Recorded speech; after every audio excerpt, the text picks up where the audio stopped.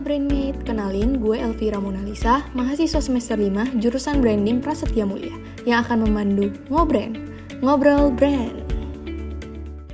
So, welcome back guys to podcast Ngobren. Jadi, hari ini gue Elvira dan juga rekan gue Michelle Kriska akan menjadi pemandu podcast Ngobren kali ini gitu. Nah, tentunya tema kali ini tuh lumayan menarik sih menurut gue karena ini tuh jadi dilema gue juga saat gue menjadi maba atau mahasiswa di semester awal gitu. Jadi, tema kali ini tuh adalah ikut organisasi atau fokus kuliah aja. Nah, gue yakin teman-teman yang dengerin podcast ini tuh juga ngerasain dilema ini sih, bukan gue aja gitu. Dan tentunya narasumber yang kita panggil hari ini di podcast ngobrol kali ini tentunya juga kalau bisa gue gambarin dia ini, pertama dia itu dengan 3 kata gitu ya. Yang pertama dia itu inspiratif, terus kedua humble, dan yang ketiga itu apa tuh, Cul? Boleh gak, Cul? Kalau lu apa Pinter sih. Pinter. Cerdik. Mungkin gue akan kasih clue-clue sedikit nih ya. Pertama, ini orang angkatan 2019. Terus jurusannya branding. Orang ini juga mendapatkan beasiswa 2 kali dengan institusi yang berbeda ya tentunya. Yang pertama itu ada dari XL Asiata Future Leader, juga CIMB Niaga Kejar Mimpi Scholarship. Dimana yang gue tahu CIMB Niaga Scholarship ini tuh nggak mudah dapetinnya karena lu harus bertanding dengan 26.000 lebih mahasiswa di Indonesia untuk dapetin scholarship ini. Dan tentunya cuma 50 orang yang terpilih. Nah, narasumber kita nih salah satunya nih yang terpilih dari 50 orang tersebut. Nah, mungkin langsung aja kali ya tanpa basa-basi kita panggil narasumber. Hai semuanya. Hai. Hai, Ce. Hai Wong, hai Mucul. Kenalin, Ce, ke pendengar kita nih. Mungkin dari nama lo, angkatan lo, dan mungkin kesibukan lo sekarang apa sih, Ce? Kalau boleh tahu. Oke. Hai semuanya, nama gue Cynthia Gata, biasa gue dipanggil CH, makanya gue Ce. Gue angkatan 2019, jurusan branding. Buat kesibukan gue sekarang banget, sebenarnya nggak ada sibuk apa-apa sih. Paling sibuk komdev aja, karena papernya banyak kan, dan banyak banget yang harus dikerjain, deadline-nya juga mepet, sama ya bakal ada kesibukan dari Excel level sih, karena kan Excel level ini ada banyak kelas yang harus diikutin, kayak gitu. Ya, langsung dari pertanyaan pertama gue langsung insecure. Aman. Banyak banget. Kalau gue emang sibuk komdev doang. Kalau dia kan agak tambah-tambahan lagi kan, gitu kan. Tapi mungkin, Ce, sebelum kita lebih dalam lagi nih ya, masuk ke tema gitu kan. Boleh tahu nggak sih kira-kira alasan lo tuh masuk S1 branding gitu? Padahal di Prasmul kan kalau kita tahu banyak banget gitu kan jurusan lain, misalnya kayak hospitality business ataupun F&B dan lainnya gitu. Nah, kenapa sih alasan lo pilih jurusan S1 branding? Dan emang goals lo tuh ke depannya apa nih, Cek? Kalau boleh tahu. Oke, fun fact, awal mulanya gue gak kepikiran buat masuk Prasmul sama sekali. Jadi pas itu tuh gue salah satu orang yang ngejar PTN, dan pas itu gue gak mau ngambil kedokteran. Nah, tapi gue gak dapet guys. Jadi ya intinya gue gak lolos lah di PTN. Dan waktu itu juga udah banyak banget kayak kampus-kampus swasta yang udah pada mau ospek, dan salah satunya tuh Prasmul. Tapi itu kayak mukjizat juga, kayak di saat gue udah gak keterima di SBMPTN sampai di detik terakhir, bahkan waktu itu Prasmul juga udah gelombang ke-8 tuh udah lewat, waktu itu jalur khusus, jalur UTBK, dan akhirnya gue cobalah apply Prasmul gitu. Sebenarnya gue gak terlalu banyak mikir sih, karena waktu itu teman-teman gue banyak juga sih yang dari SMA gue keterima di Prasmul, mereka banyak yang ngambil finance, bisnis, terus ada juga banyak yang ngambil branding. Di situ gue tuh konsul ke semua orang kayak kira-kira jurusan apa ya yang bagus gitu. Gue tuh nyaranin buat masuk ke branding Prasmul karena pada saat itu sepupu gue nih dia tuh salah satu anak dari UFLP itu Unilever Future Leader Program, dan salah satu temennya Prasmul, dan dia tuh bilang temen gue bagus banget di sini. Dan waktu itu kan gue tuh ngambil marketing kan di UFLP ini. Nah, kata dia pelajaran branding tuh kayak kepake banget karena temennya tuh kayak udah pernah belajar lah semuanya gitu. Dan akhirnya kayak oke lah gue gue daftarin diri gue ke branding Prasmo. Pilihan kedua gue waktu itu bisnis. Buat kedepannya sih ya palingan gue juga pengen coba sih kayak kerja di corporate kayak gitu buat di bagian di marketingnya kayak gitu. Wah, dari yang awalnya lu nggak mau sampai akhirnya tuh bukan terpaksa juga sih, tapi emang takdir lu ke Prasmul gitu ya. Dan Iya. sebenarnya yang apa ya, nggak disesali juga sih, karena kalau dilihat-lihat lagi CH ini tuh emang apa ya, bener-bener banyak sesuatu yang dia gapai gitu ya selama dia di Prasmul gitu, yang kalau gue lihat gitu. Bener. Itu juga yang gue rasain kayak kalau maksudnya gimana ya 3 tahun gitu kan gue ngejar fakultas kedokteran terus gue pasti kayak ada beberapa bayang-bayang kalau misalnya gue sekarang di fakultas kedokteran gue bakal ngapain ya, tapi gue kayak kalau misalnya gue mikirin itu gue yakin gue gak bakal ada di sini gitu loh dengan beberapa achievement yang udah pernah gue dapet kayak gitu. Iya sih, beberapa achievement dan juga mungkin teman-teman circle lu sekarang gitu yang Iya, menurut setuju gue tuh sangat suportif sih. bener itu setuju Iya. banget sih. Ya mungkin aja lu di kedokteran gak mungkin dapetin koneksi ataupun circle yang seperti itu gitu menurut gue. Bener, setuju itu yang gue rasa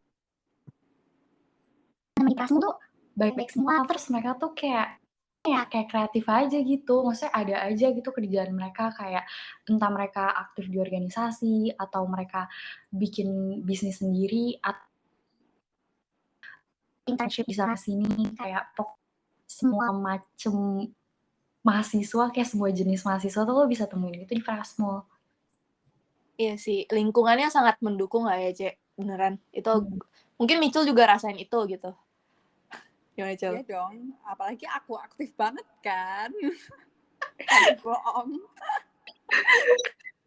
Ya udah lah ya, anyway, mungkin gue akan lanjut lagi nih, Cek. Kalau lu ini tipe mahasiswa yang gimana, Cek? Di waktu lu di kampus, lu nih yang kayak kura-kura gitu atau kuliah pulang nih? Kalau pas lagi di kampus ya pasti sebenarnya panit gue juga nggak terlalu banyak sih. Gue lebih banyak ikut kayak kepengurusan gitu. Jadi kayak sekali setahun gitu. Kalau kura-kura juga sih enggak ya, karena kayak nggak rapat setiap hari juga enggak sih. Jadi kayaknya yang work life balance gitu kali ya. Soalnya kita juga kepotong semester 2 seminggu doang udah Iya corona bener. gitu kan. Itu yang pas di offline sih kayak gitu. Kalau yang pas di online ya ada rapat-rapat juga cuman enggak yang sampai kayak bener-bener abis kuliah terus gue rapat gitu enggak sih. Iya, enggak.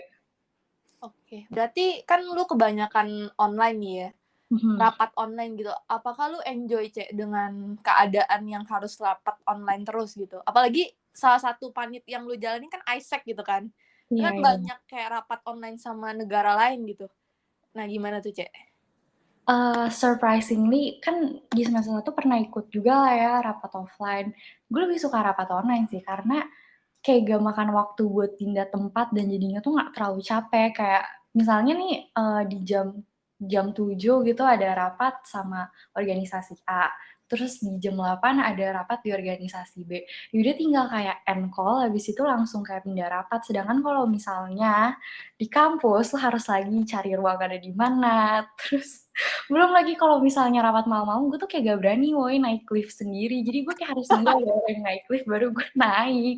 Jadi kayak buang waktu di sana sih. Iya, jangan yang dengerin podcast ini tolong jangan takut untuk naik lift ya nanti selanjutnya. Kalau malam sih serem ya, kalau sendiri. Tapi kalau misalnya rame-rame emang enggak. Oke. Nah, berarti tuh pasti kan ada beberapa panit. Tadi lu bilang lu ikutin kepengurusan gitu dan gak banyak panit yang lu ikutin.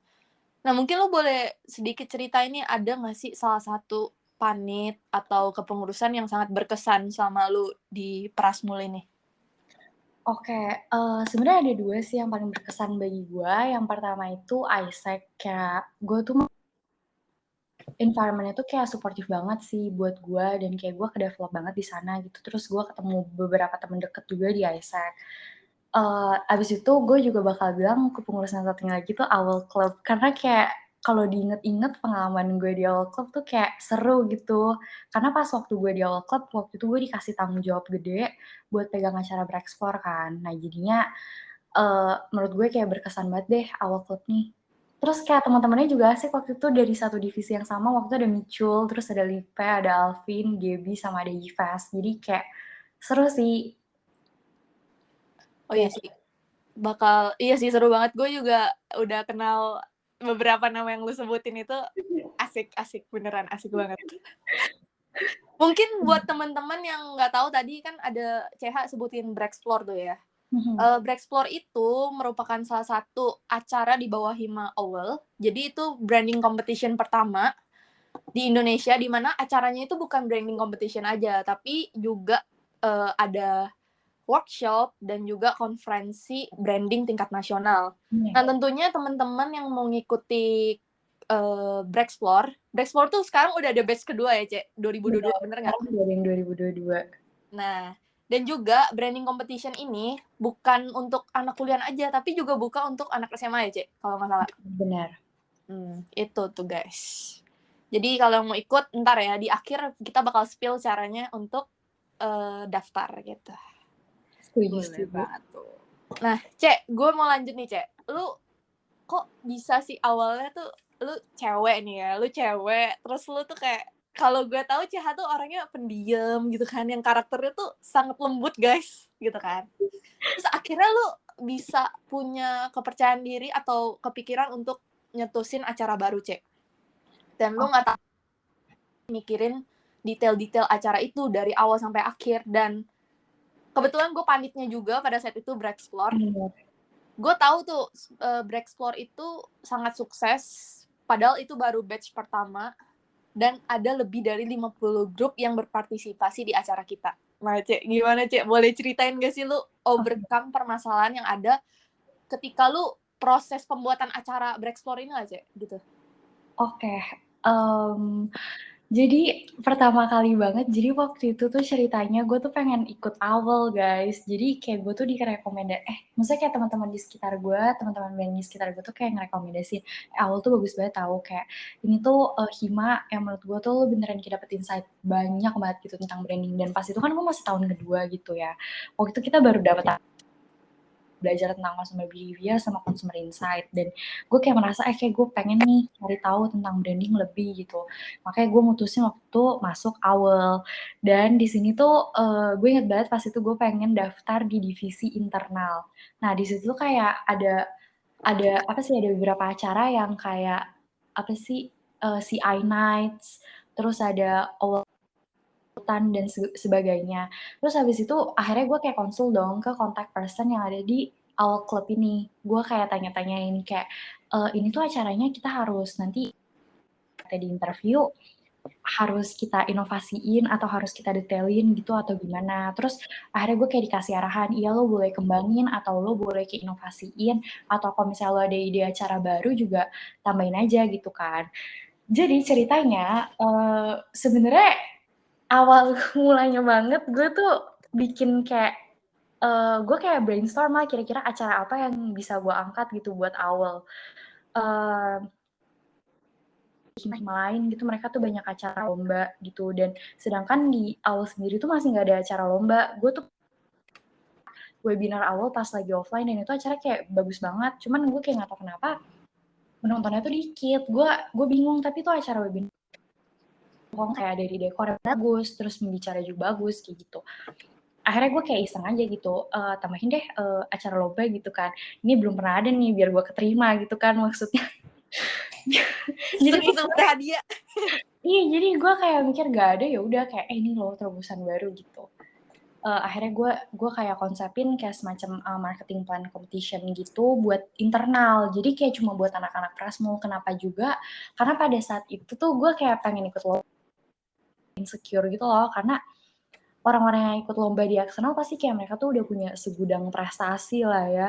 Sedangkan kayak gue nggak pernah ikut lomba, paling lomba yang semesteran dari matkul jangkar doang. Akhirnya gue kayak yaudah pengen bikin acara kecil-kecilan gitu buat di internal, Prasmul, siapapun bisa ikut buat ngerasain rasanya marketing plan competition tuh kayak gimana gitu. Ternyata pada saat itu ketua awal yang lagi menjabat si Albert, dia tuh juga kayak lomba juga gitu dan akhirnya kayak gue keterima terus kayak gue dikasih tanggung jawab besar. Jadi kayak dalam satu hari itu gue kayak kaget gitu pas dikasih tahu, oke kita pengen ngejalanin ini dan lu yang bakal jadi penanggung jawabnya. Terus gue kayak ya kayak masih speechless karena kayak bingung banget kan, kayak nggak bakal deh gue expect kayak gitu orang awalnya. Gue juga kayak tujuan utamanya kayak ngide itu biar kayak yaudah terima gitu. Tapi ternyata dijalanin beneran jadi kayak rada shock sih dan karena kayak gue juga ngidein gitu, ya udah gue kayak coba aja jalanin ide gue gitu. Pada saat itu ada kayak partner gue Henjo, dia juga pernah jadi panit di lomba gitu. Terus ada juga Albert yang kayak selalu ngebantu kita kayak ngebuat Brexplore bener-bener dari nol, dari kayak namanya belum ada, terus kayak visi ke depannya mau apa, misinya mau apa. Terus waktu itu ada Jonas juga, dia yang kayak bikinin logonya. Gue ingat banget itu kayak cepet banget dan kayak logonya tuh kita minta cepet-cepet gitu. Jadi kayak waktu itu kayak serba cepet lah ininya. Karena dari awal sendiri waktu itu kayak they came unprepared, tapi kayak karena ada orang yang mau mau ngebuat lomba gitu jadinya keren sih kayak mendadak gitu, tapi ternyata Indian sukses. Nah, juga karena orang yang ada di dalamnya semua sih, karena kayak Kemong contohnya gitu ya. Kayak banyak banget kayak dari BPH gue gitu, terus dari PMPM gue, terus habis itu dari anak-anak koor-koornya sampai anak-anaknya juga gitu, kayak mereka semua tuh idenya gila-gila. Maksudnya gimana ya, kayak yang udah gue bilang waktu itu Brexplore tuh kayak mepet banget persiapannya, apalagi nyiapin acara yang dari nol gitu ya. Kayak gambling banget pada saat itu. Nah, tapi kayak anak-anaknya otaknya kayak pada jalan gitu loh, kayak pada kreatif, kayak gimana kalau misalnya kayak gini. Dan akhirnya kita bener-bener kayak open banget kalau misalnya ada orang yang mau ngasih ide, gimana kalau misalnya kita buat kayak gini, kalau misalnya kita buat kayak gini, dan akhirnya kayak sukses gitu. Tapi jujur, for me personally, gue grateful sih bisa jadi bagian dari Brexplore 2021 gitu. Karena bener-bener, gak tahu sih, lingkungannya tuh kayak bener-bener suportif dan sangat terbuka. Jadi ide segila apapun tuh ya udah dituangin aja dan akhirnya tuh sukses juga gitu loh. Gak ngerti juga. Iya, itu bener-bener kayak full of gambling banget sih menurut gue, kayak yaudah terserah kalian, kayak menurut kalian bagusnya gimana, karena dari kita sendiri juga kita kayak nggak ada patokan dari tahun lalu kan acaranya mau kayak gimana, jadi kayak yaudah buat aja yang ada di otak lu, kita coba jalanin gitu kan.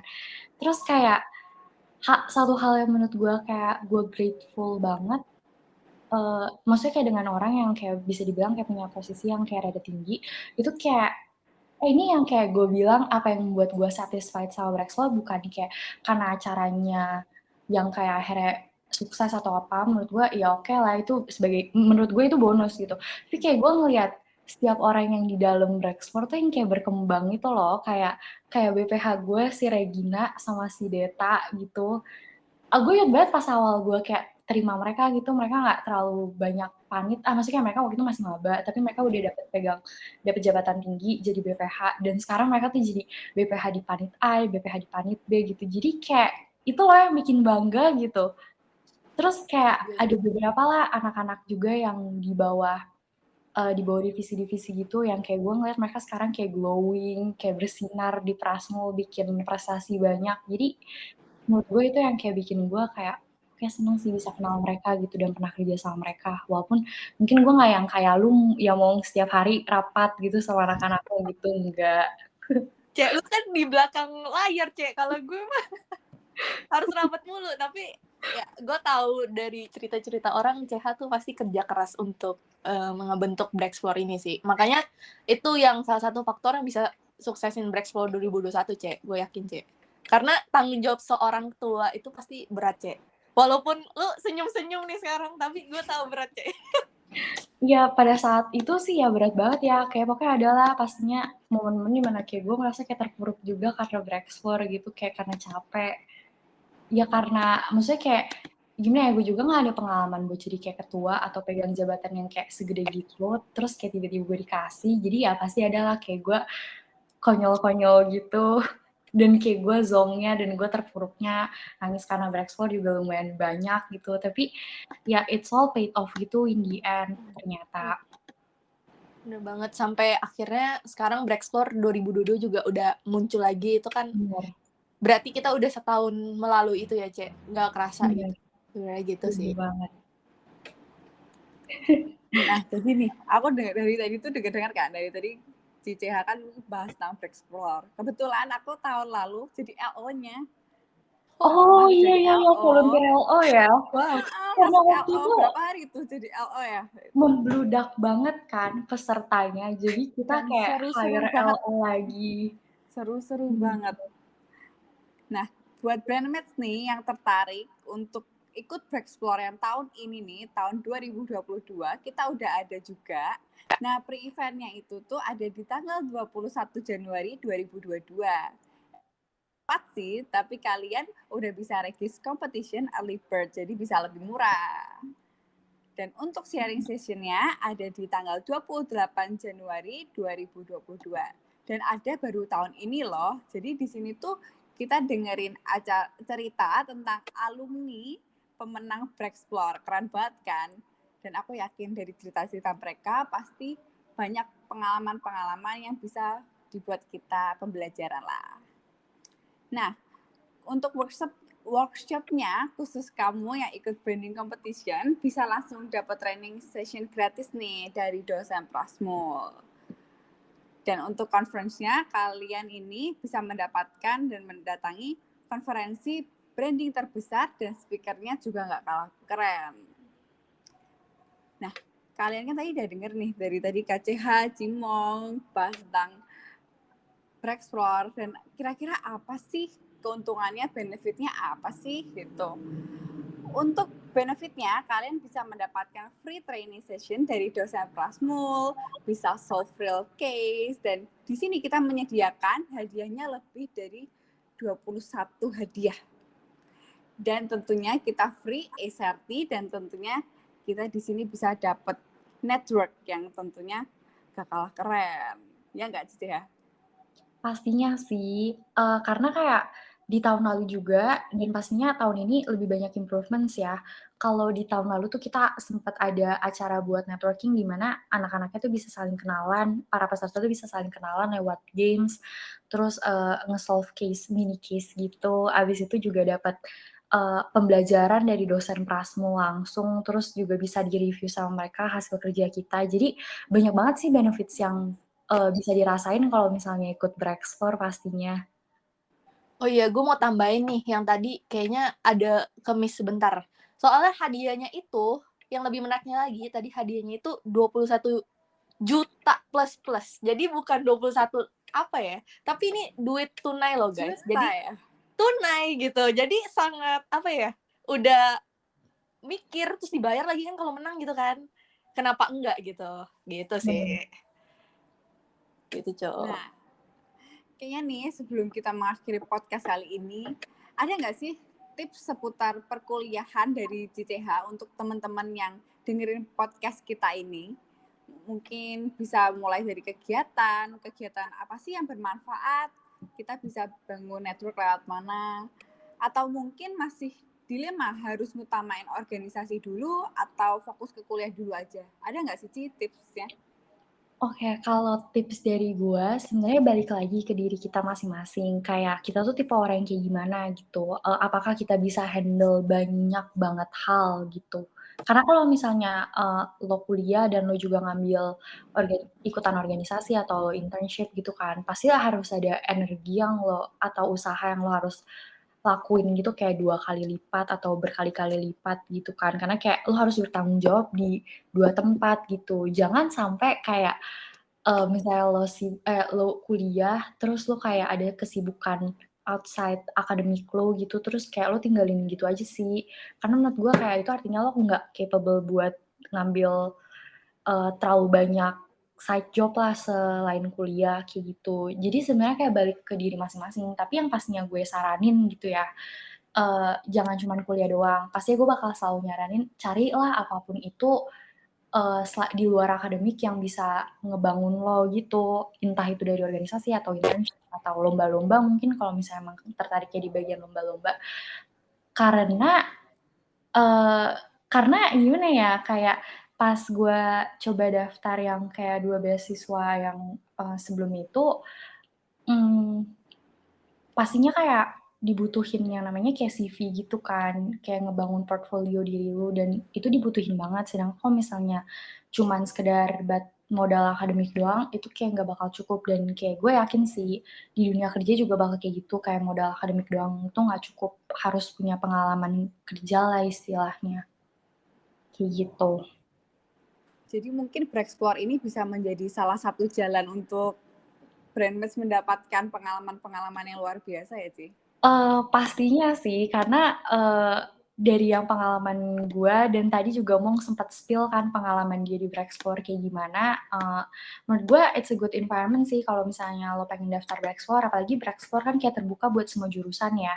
Eee, Kalau misalnya lo ikut organisasinya dan Brexplore lombanya sendiri pun, dia juga terbuka buat semua jurusan, semua universitas dan bahkan anak SMA juga bisa ikut gitu dan bahkan juga dikasih wadah buat networking. Jadi, it's a good place juga sih buat, eee, coba nge-upgrade diri lo gitu.